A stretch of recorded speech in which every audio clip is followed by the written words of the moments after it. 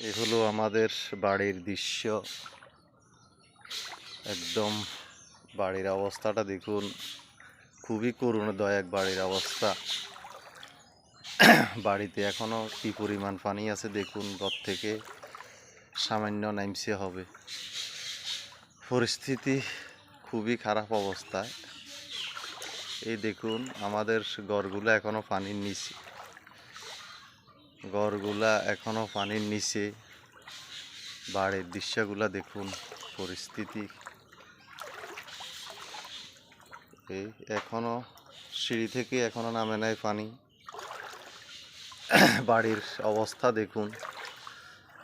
এ হলো আমাদের ঘর, আমাদের ঘরের অবস্থাটা দেখুন। পানি এখনো কমে নাই।